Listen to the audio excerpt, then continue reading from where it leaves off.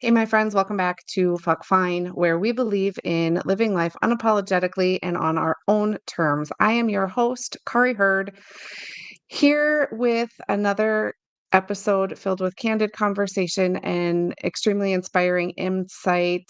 Most of my guests to date, as you know, have been people that I've met through my business, through podcasting, through speaking engagements. And today is a first, and I'm super excited about it. I am sharing with you one of my favorite humans from my small inner circle. And I have known this beautiful soul for 32 years. I did the math. Wow. My mom died when I told her that number. She was like, no. Um, we were roommates in college, and she is part of that amazing group of friends that we all have where, we don't spend enough time together, but when we do, it's beautiful. And as we're recording this, we just were fortunate enough to have one of those weekends together recently. So I am more than honored that she is here and willing to share her story of grit, gratitude, and grace. So welcome, one of my favorite humans, Stephanie Murray. Hello, my friend. Hello. It's good to be I'm here. Thanks for so having me. excited that you're here. Um, we were chatting a little before. I told you I don't normally ask formal questions. And then I was like, "Ooh, but maybe I should have some ready because a lot of times I will if I don't know the person." And the more I thought about any kinds of questions, I was like, I guarantee she's been asked all of them. And I'm not going to ask her anything she hasn't already been asked. And I just, nobody's going to be able to tell your story the way you can. Um, just having watched you go through all of it. I'm going to cue it up this way, though. Audience, you know that I'm a sucker for a good romance story and also a good, powerful woman overcoming and having resilience. And this conversation is going to be all of that wrapped into one. When I met you, when we first started living together, and you were telling me about this guy, Bryce, who oh, this episode's gonna have tears too, because I'm already tearing up. Oh my gosh. You were telling me about this guy, Bryce, that you dated in high school, but you were just friends, and yet he's all we heard about a lot. Yeah, it's true. Tell It's us a true. little bit just of the backstory so people just know what a beautiful soul he Yeah. was. Yeah. He was just a good man. Uh, I say he was because my story is about when I became a widow and my husband at 46 passed away from a brain tumor. But we were high school best friends and was back and forth. You know, you have those, you're friends with somebody, and yet at the same time, there's always that inkling of you want it more. So we were friends for about 10 years, and that's when I went to school and went to high school, and always had this thing for him. Like I remember when I saw him on the stage, I just thought, I even said to my twin sister, I said, "You know, that's the person I'm going to marry." And so we did. And we were married for 23 years total. I have three wonderful kids. One is 22, one is 21, and one is 16 currently. But he passed away 3 years ago. And so my story, and I'll jump right into it, I guess. Yeah, yeah, It was COVID was really hard for everybody, but our experience of COVID was very different. And so we it was 2020. It was April 2020. And my husband, we were, all the details don't matter, but we were singing at a church still, and we were, doing the distancing, and we were recording and things like this. And we live in Florida. But we were still singing and we were practicing, and he wasn't making any sense. Like, he started calling our names wrong. Things were just out of sorts. And a little bit more of a backstory is he had lost his job some months beforehand, and I couldn't understand why some of this stuff was happening in our lives. Because he even said to me at one point with his job, and he said, I can't seem to focus. I can't seem to do this stuff. But he was also living in Florida, working in a Maryland company, because we had moved not too long ago. He had kept his job, and I assumed this was before people were working remotely from home, and I just assumed that he was struggling with that because he wasn't in office, and everybody else in the company was in office. And I thought, well, it's not working. It was a big weird ask anyways for him to keep the job. And work remotely again before COVID. But so he had lost his job, and it just changed. I remember one time saying to him, "Hey, one day you have to explain to me what's going on." But again, I thought it was all just part of losing his job, and struggling, and for whatever reason, didn't understand it. And then we were singing and practicing, and he was like, he finally said to me, I finally said to him, "Hey, tell me what's going on." Like, because he just couldn't seem to get anything and was reading weird. And he said, "Stephanie, I can't read." And he goes, "For 2 weeks, I've been struggling and I can't read. Things are all jumbled up and stuff." And so we are fortunate. We've had a friend that was a doctor, is a doctor, and we went to her, and she said, "We need to see what's going on." So that night, it was April 28th. And if I can jump around a little bit, April 28th, I look at as my day, because it's the day that my life changed, because I have two death days for him. One is in February, and then one is April 28th, because it's literally the day that I became a different person, that I lost him, my husband. And I had to learn everything and take over and fight for our lives. It was the day that everything that I found out that he was going to die. And he never understood that he was dying. And because he did, his mind, I'll get into that, but it was a lot of brain damage. And he, at the beginning, you want to fight and you think you can overcome it. So at the beginning, we thought we both were kind of oblivious. We thought we could fight this, and he was young, and he was, attractive, good looking, in shape and stuff. And we, as I realized what was happening, he became less able to understand. So anyways, April 28th. And again, this is the start of COVID, when everything was crazy. It was really nuts. We went into the emergency room. And at first, everybody was joking. The other people, they were kind of amidst themselves, and the people, the doctors and so forth. And it was interesting because as soon as, we said what was going on, and then they took scans, and then immediately, whoosh, everybody just swarmed us that was there. There was nobody, there was only one other person as a patient. And they immediately rushed him to the hospital, a different hospital, because this was a smaller one we went to. And there he was gone.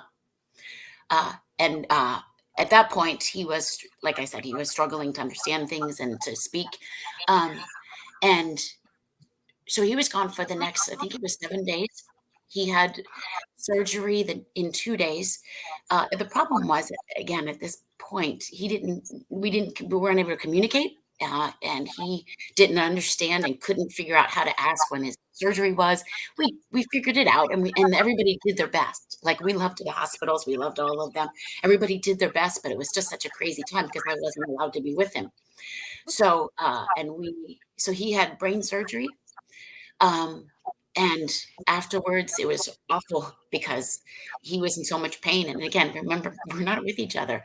And they put him on an iPad, but at one point he was screaming in the iPad. And because he was in so much pain because it hurt so bad. And then he left me. And that's all I remembered. And then the 3 boys and I were grappling. And then later on, they put him on an iPad again. And we realized that he was more comfortable. So it was better. And then he came home. And I did get word. I was able to see the surgeon, and he pulled me to the side. And I realized that I never want to be pulled to the side. When they take you to a small room to talk to you, that's not a good thing. And they said that he didn't, they don't say he's dying. They said for the rest of your life, you'll be dealing with this, or his life. And he was delicate. And I left. And I remember I screamed like you see movies of people screaming. I hollered like that. I screamed. And I called my twin sister on the way home, and she kept saying, "Pull over." And I just kept driving. And it was ironic because my in-laws, we moved to Florida 5 years ago. Well, 5 years ago now. It was 2 years ago then. And we randomly did, because we just wanted to have just different life. It's a beautiful place where we live. It's like a vacation in a way.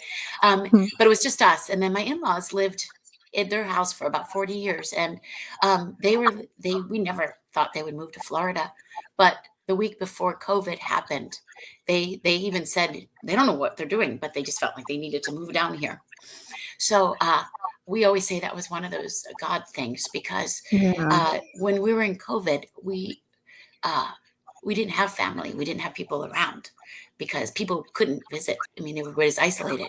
But fortunately, they were moved by the Spirit to come to Florida. So they were our people. Like, they were here. And Kathy, my mother-in-law, always said that, because even if we weren't, we would have been here. We would have just packed up and moved in with you guys. So my kids were with them, and I walked home. When, again, Bryce, I hadn't seen him, but I was with the doctor and everything.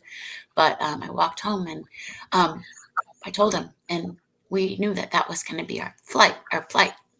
I also said to them, and I highly recommend this to anybody, as I said to them, I'll always be honest with you.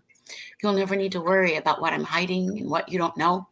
So that's been my mantra with Bubba Boys, is that they were 12, and one was in 12, and one was 17 and 18. And we were dealing with COVID with them because, they were going through school and trying to graduate. One of them was graduating high school. So there was everybody. It wasn't just one thing. We were trying to deal with that. Then the next thing is we hadn't gotten insurance.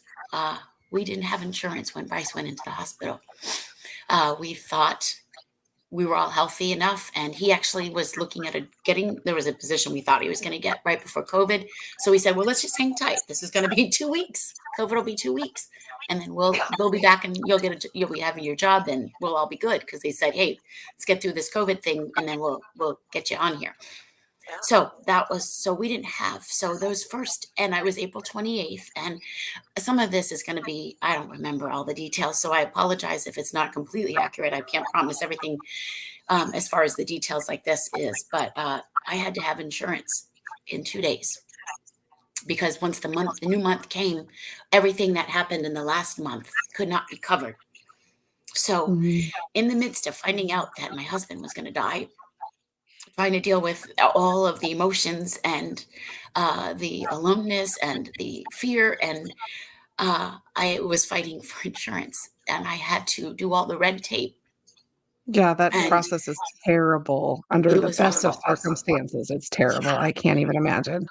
And we have a uncle who was the head of the behavioral health part of the, it turns out, again, this was a God thing, at the hospital we were, and he kept, he gave me a name, and I would just say, give me somebody else, give me somebody else. I mean, nobody wanted to see you in person. Again, it was all, you had to fight on phones, and I just kept hanging up going, I need somebody else, give me another number. And I just kept trying to find somebody who would be willing to help. And it was, I have a friend who's going through some stuff with herself right now. And I find that told her, just find the angels, because there's always an angel, Yeah. always an angel. There's somebody there that's willing to go a little bit more. So I found one angel to help us with the insurance. Anyways, Bryce came home. Life immediately was changed. And he was like, there was a ghost almost in the house. He ended up, because of it, I guess he's strong. They said we didn't get very much, and it was in his left temporal lobe, which was, they told me it was going to be bad, that it was going to be some people can, with his condition, glioblastoma, they can function for the rest of their lives. And I've since learned that, but he was not going to, because of where it was. But anyway, they took him back into the hospital. Well, this time they woke him up in the middle of his surgery. So they clamped his face. They woke him up, and they started talking to him, because they needed to know how close they could get without completely making him a vegetable. So they got as close as they could. There's more to it to explain the whole thing, but and then he came home. But and then he started chemo, and all of it went fast. We lost him in big time, meaning he was catatonic at times, which means he just kind of sat there. And then we would pop him on steroids, and he became manic, and he couldn't sleep. There were times that he became aggressive. And fortunately, he was only like that towards me. And the doctor actually warned me that it would probably be directed to me. He never once, with the kids, like he was the opposite. And we always knew that when he did become aggressive, that something was going on in his brain. So we would take him to the hospital, and he wouldn't even remember it the next day.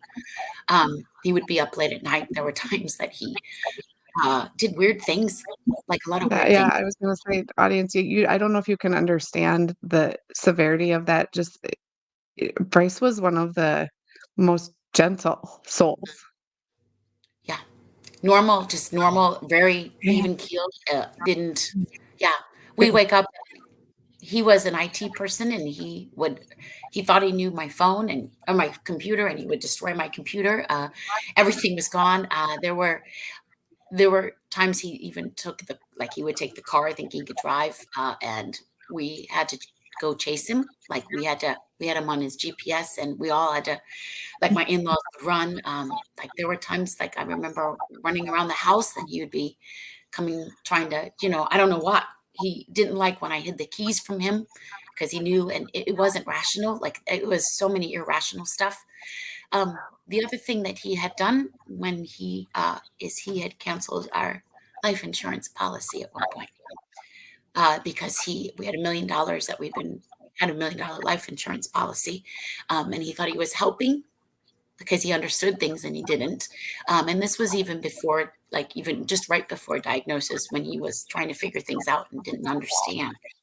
So he didn't know what he was doing, and we didn't understand what was going on. And so, um, yeah, that was a struggle to kind of rationalize, but it was a struggle to rationalize because it was the whole thing. I had to cash in all my retirement to try to pay for things, to try to save Mhm.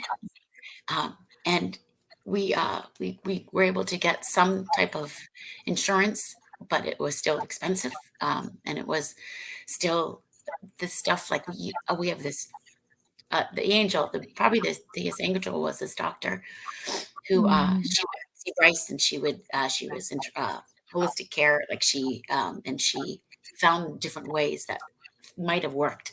So we found, like, alternative medicines. You fight when you have even our doctor. I said, "Is this okay?" And he's like, "Yeah, if my husband or if my wife was 46 years old, I'd want every moment." So we were trying everything. Like, he would drink sea urchins and stuff, and just trying to do something to reduce the tumor, but nothing was to avail. But sometimes people say, "Would you still do it?" And of course I would. You Yeah. fight. And the money was money, and um, I knew it was going to be hard afterwards. But this was what you do, is you want him with you. And I had a 12-year-old, and Andrew wanted to see him, and the rest of us have these memories, this longer life with him. But he needed to have that, and it was again, it was all hard because Andrew's uh, in the same room with him. We brought his bed downstairs, and he's trying to do work. And COVID for him was really hard for school because his dad behind him in a deathbed, Mm. sick bed.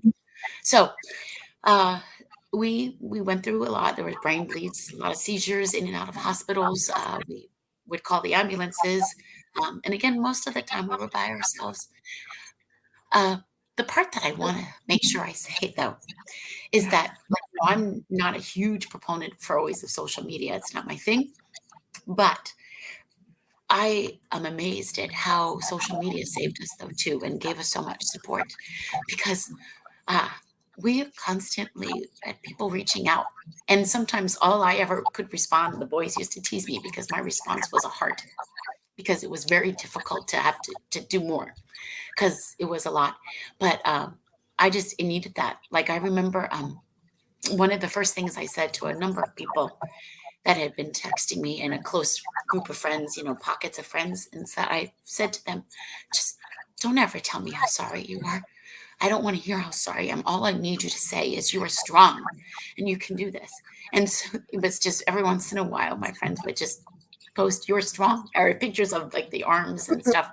Cause I never wanted to be, I didn't want to feel weak and to feel like I should be sad. And I mean, I was sad. I just needed strength. My prayer in life has always been, and I had a priest, because I used to sing at a Catholic church. I'm not Catholic, but I used to sing, and I used to be teach at a Catholic school. And he and I used to talk, and he said he always prays for strength and peace. And he's since died, but that's always been my prayer, is I need strength and peace through the hard times. And that's why Yeah. I still today, when people are going through hard times, I just pray for strength and peace, because we can't control everything, but I just need to find some peace in it, and Yeah. and strength, because that's what gets you through those hard times, is the Yeah. resiliency. But I always say, there's amazing how humanity is good when things get hard. Um, one of this story goes on. Bryce died in February of 2021. It was a bad year for me, because another one of my closest friends died from pancreatic cancer that year in October. And then we had 2 dogs die within 3 weeks of each other. It was, and that the journey through grief is a whole other story. Yeah. That's another story. But I remember the day that I came home and told the family and all this stuff. It was the first day I've ever gotten on my knees and prayed. I got on my knees, and I'm a big proponent of choices. I think in life, you have to make a choice. And I got on my knees and I said, God, how do I want this to look for my family? Yeah. Because um, I can be bitter, and I can be angry, and I can be weak. But I prayed. I said, this has got to, the boys and I have to be okay, even after this. And they need to know that their moms can handle this. And they're going to be watching me every moment of the day to see my response. And so I never wanted to be one of those people with this big chip on my shoulder. And I have so many things that I contribute to the fact that I don't. One is, even my twin sister who spoke at his funeral said, Stephanie always said that right when she was going to fall, somebody caught her. And I've been so blessed with this amazing pockets of people in my life that, again, social media reached out. Those angels that have kept appearing in my life, like a Dr. Julie Buckley, who was one of my dearest friends. And I was even talking about, like, in person, like there was the Rachel Root was another person that listened to me all the time. And my kids, they would get in the shower and shave their dad and wash his body. We all had our jobs. They would put machines on his head. We each had our things that we did, and they never failed, like, to amaze me. Even people have said that they thought that they would be the types of kids who would, like, they would thought that kids should be scarred by what they are. But the boys have come through this miraculously, and it's made them stronger. It's made them more compassionate.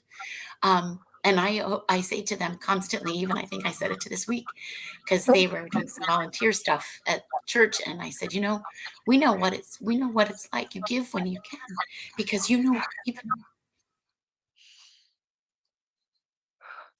we were taken care of. That's why when you can, you do for others, because that's when you need it. Somebody's going to be there. And so they do a lot of help and volunteer, because they know that, that's what you do. We had 7 months of a meal train. And during COVID, that was amazing, because I never had to go to the stores, because people would bring meals every day. Sometimes I had 3 meals at a time, but literally 65 pounds later, because that was it. Wow. I still gained 65 pounds because we had meal You also trains. had 3 growing boys, so I'm sure. I did. But Yeah. I mean, just think, I didn't have, like, I was struggling. It was humbling, because we even had a sweet young girl who in her school, I can't even believe I'm saying this, because they did Thanksgiving dinner for us. And it was something that I can't even begin to tell you how I never thought I would be in that position where somebody would have to take care of us like that. I've been given multiple cars, because our cars all were old, like, just busted. And it was like, sometimes it feels like you're drinking from a hose. When something goes wrong, things just start piling. But people were so incredibly kind and did whatever they could to help us. So that's the biggest takeaway, is that people are there for you. And then after he died, I had to pick up all the pieces. It was about as low as you can go. There were things that I had to learn. Well, and that was right when April 28th. I didn't do our finances. I didn't know anything about our finances. So I had to figure it out. And Bryce was not able to figure it. And he helped me and he didn't understand. And there were things again that he did that messed it up more. So in addition to trying to figure things out, I had to keep him out of things because he called, it was weird. Yeah. So, and I remember yelling with like Social Security, and I remember just I became a different person. I had to step up, and in a lot of ways, when you go through hard stuff, and grief and all this, you learn a lot, you read a lot, you try to figure out how to grow, but we all can grow to a point in good times. But I always say it's where you find out who you really are made of is when you go through the hard times. For sure. For sure. And you almost need those hard times to move you up to the next plateau. You can't, I don't think if life is easy, you just can't grow. So I was the pastoral care coordinator at our church during this time. Towards the end, at the beginning, I was different. I was teacher. And then my church asked if I would be, or I applied and they put me in that. It was the greatest thing because I worked with people who were dying in grief, and I worked with people's families who had just died, or somebody had just died. And people often said to me, how did you do that when you were going through it? Because the idea was I didn't tell people, like they would come to me and they had a 90-year-old grandmother who died. And I thought I was worried about it because I thought, well, maybe I'm going to be a little bitter because here they've gotten they had this long life. 9 years, yeah. And it was funny. It was the woman the deacon I worked with, she and I said, because she had lost her son 20 years ago. And we said it was the most healing thing because as soon as you focus on others, it takes away your own. You become less self-centered and you realize that you're not the only one. And trying to comfort those who are in grief kind of heals yourself too. I've since then become a facilitator for grief groups, and it becomes like I've do lunch with people that, and I've become friends with people who are in my position, especially people that are younger, because it's not the same. Like this one woman who we're now close friends, she and I was a prayer partner for her when she was going through the grief counseling. Her comment was, when my husband died, he was older, and she goes, that was sad, but yours was tragic. So there's a difference, the grief, because you have to, my life felt like it no longer was the same. We had plans for retirement. We had plans for what we wanted to do, and he was going to watch his boys grow up. But now I had to be that. And I remember I always say to my boys, am I going to be enough? Am I going to be enough? And they sweetly always say, Mom, you're more than enough. Yeah. We've lost half of, who we are because Bryce had strengths that I didn't. But the amazing thing is that I went through about 1.5 years of journey. I remember I wrote down after Bryce died, after about a week, I sat down, and on a moment where I was kind of pulled together, how I got through it. And you have to remember, I'm type A. I'm now in operations, and that's just get stuff done. It's that person. And Kari knows how type A I am. I lived with her. I do know. But I wrote a list, a calendar, and I wrote a list of all the things that I had to do for our family. And it was about the boys graduating college. It was finances. It was the house. It was, literally every detail. And I kept the list for like a week or two and just kept adding to the list of the things, the steps that we needed to do, or I needed to do to get our family back in order. And I took that list and I prioritized it. I put it in a calendar. So there were daily jobs, there was weekly, there was monthly, and then there was the future goals. I was fortunate because people connected me with others. Like I was connected to a lawyer who helped me through the end of life stuff. and trusts and to set up for the family for the future. And I was set up with a financial people who knew that where I was and where I was starting off with nothing, and worked not just with my money but with my life. And I and all the while, there was and because I'm making myself sound like, oh, she's got it. Like it was easy. It wasn't easy because there was No. emotions and there was the fear and there was still trying to figure out stuff that I didn't know because you divide up household duties. There was stuff I took care of, there was stuff, and then there was still COVID, and it was trying to maneuver through COVID and school for the boys. Um, but every week I would have to hit that benchmark of getting through that. Um, Stuff. So my I was able to get a house, and I always say this. It's those people.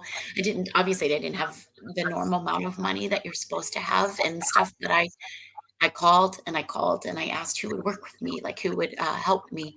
Uh, because I knew like that's what my financial advisor said. Stephanie, this is something that will give you some stability since you have a retirement and that's your first retirement money. Um, Yeah. and I found somebody who was willing to, despite my financial issues. And the funny thing is, I came home and listen to this. I came home first of all, and the boys were like, "What happened?" Like, because and they were like, "This just happened so fast." And I said, "Well, it didn't. It was something that I worked at." And then I went to my in-laws and I said, I bought this house. And I swear that the realtor, even though I knew she said that they don't, but somebody else was in front of me for getting this house. I know that because like it happened like that. And she's like, you need to get this in right now so you can Yeah. get a possibility. So I know that she was again looking out for us. Um, and those stories are numerous. Like right now I'm going to get off of this podcast and go, oh, I should have said about this because I can't tell you how many things are out there. But I went to my in-laws and I said, this is the house I bought. And my mother-in-law started describing it. I said, Kathy, how do you know? Like, you haven't been there. And she goes, Stephanie, when we would have Bryce when you were working, you can't, Bryce couldn't do anything. So we try to do stuff like whether it was go to the beach or do stuff. She goes, we used to take him to houses just to walk, to give him something that his body could do. And she said,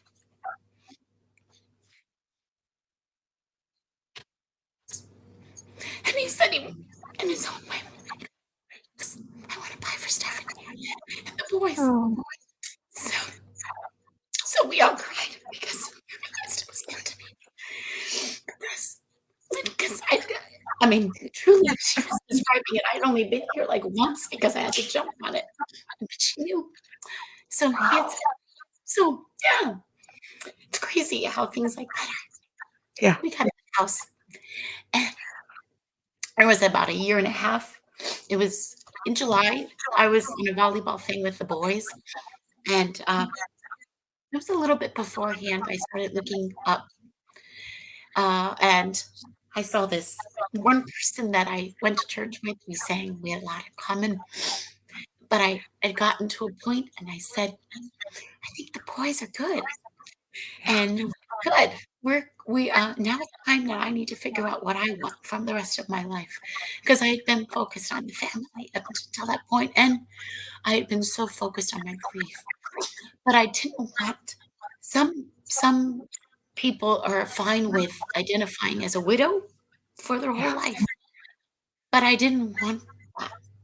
And so once I could get through a lot of the grief, which again is a whole other story, and find the growth in it, and um, when I would start to spiral, I had to figure out what would pull me out. And so I thought didn't want to forever be the sad widow. And there's every right to be sad. I'm not saying that, and I understand, and that's at times that's the way it is. So it's not me being judgmental of anybody else, but it's me. I didn't want that. I wanted a little bit more. So I said it's time for me to figure things out, and I started noticing. Um, and then I I found my husband, my new Mhm. husband. I'm remarried. We married 3 months ago, And the amazing thing is who he is. It's funny, Joseph and I always say probably, 30 years ago, we would not have gotten married. But he's perfect for me. And I found happiness. And the boys love him. And we did, like, my kids have said, you did it right. Because first of all, I was always honest with them that, hey, seems like it might be happening. Um, and yeah, we kind of brought us all together. And um, it's amazing. Joseph was supposed to be in my life. He was supposed to be here. And the hard part is, I wish Bryce could watch his kids grow. That's the part but I'm glad the boys are now in Joseph's life, and that he's in ours because he brings another dimension. But I always say that I'm proof about how dark and heavy life can get. And this too shall pass, and it can pass, and you can be happy again. When when people think that they've hit rock bottom and that life will always be hard, I want to say, hey, it can change. I've told my boys that when things are hard for them, I said, you have experienced where we thought life would never be okay again, and it can get better. Um, and it takes a Well, fight, I and think yeah, like you talked about that earlier, just the idea of making those choices, right?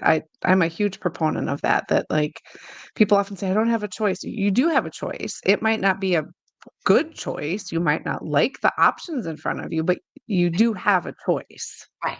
And your reaction to things makes all the difference because Yeah, we all.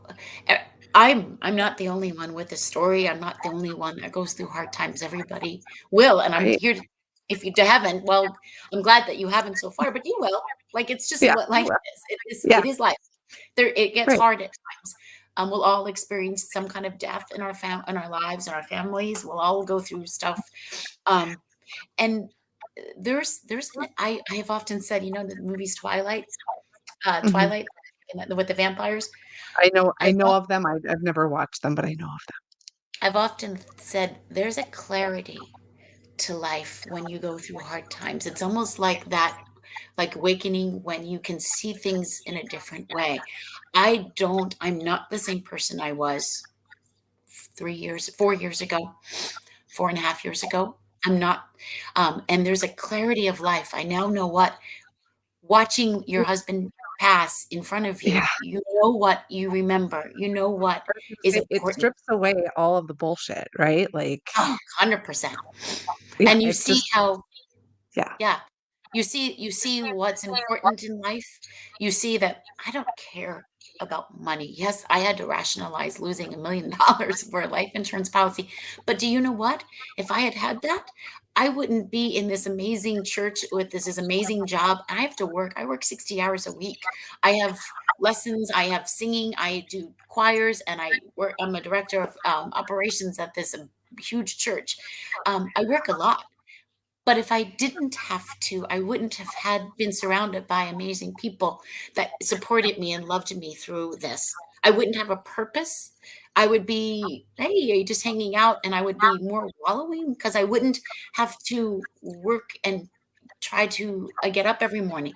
Like, there wasn't yeah, a day I was never granted um, that relief of. I never had a day that I could stay in bed since Bryce died into that first yeah, year and a half.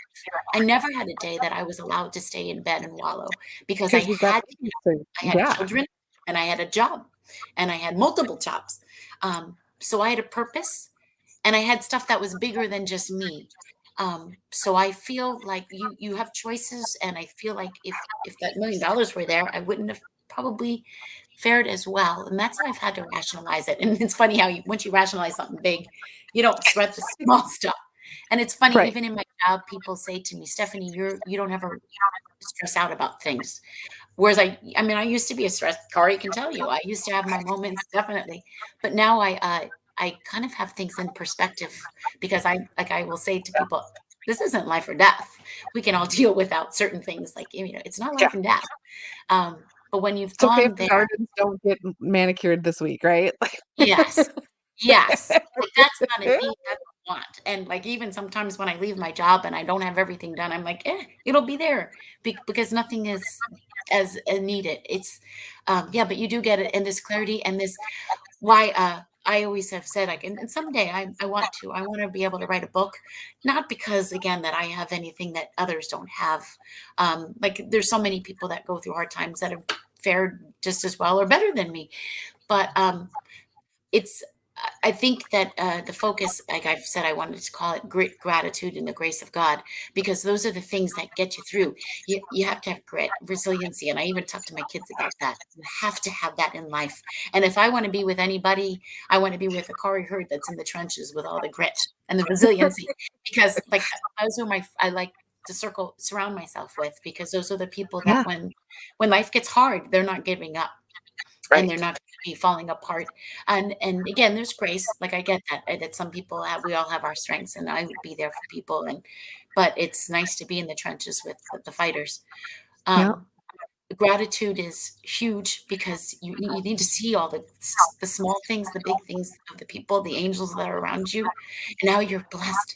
Because I think despite it all, I feel so blessed Mhm. because I'm okay. And I've got this amazing life now, and I've got an amazing husband, and my children, like they have been my rock through the whole thing, and my in-laws, and so many other people. And then it's the grace of God because there's hope. We know, like, there's so many blessings, and there's hope that Bryce will be in our life again. I mean, we'll all be together, um, and he'll get to see, and he's seeing the boys right now, but that despite everything that we'll all be, we're all surrounded with each other. And so that's those are the boys tease me about my 4Gs. I always say that's the thing. Yeah, Those are the big things in life. but I think it really comes down to that, right? Like, I don't even know if I could summarize this episode any better. It really does come down to those things, right? That, like you said, that grit and that graciousness and the gratitude, like that's really all of it, right? So, Yeah. So that's my thank you for story. sharing your I thank you for sharing your story. I wrote notes, but I don't even know if I wanna even dig in any further because it was just so beautiful and just you hit on so many beautiful things. Because Thanks. you and you know what's funny? I will say this though. I know you've changed a lot, but also you haven't in that all of that grit and strength and all of those things that you mustered, you've always had. I've always seen those in you. Always. Oh, Um, but well, I love that you found it for yourself, mm, you yeah. know? But yeah. And this and in some ways, I wouldn't want to change like having I would change, a lot. I would love for Bryce to be here to see his family Yeah. and stuff like that, then the boys grow up. But, who I am, I wouldn't Yeah. really I wouldn't wanna lose that because it's a now I know stuff. Now I can do Yes. stuff, and whereas I would always say, "Oh, Bryce, you can take care of that. I can take care of this." Now I've had to learn stuff, and I've had to do it, and there's something about when the lights go out and you trip something, I didn't know what it the all the lights, and now I can do all that stuff. I know things about air conditioners. I know stuff, and there's it Oh, feels good. Feels good. good. Good. See, like you said, growth through the hard, right? Even if it's in the it seemingly silliest ways, but like there's growth there in that. Mhm. Yeah, and So, independence, and you have to. Yeah, it yeah, feels right. good. Yeah, Yeah. yeah. Mm, I love that. Well, thank you Mm, again, my dear, for sharing. Audience, pleasure. thank you for joining us for another episode of Fuck Fine. If you resonated with Stephanie's story or conversation and you want to hear more, I can get you in touch with her.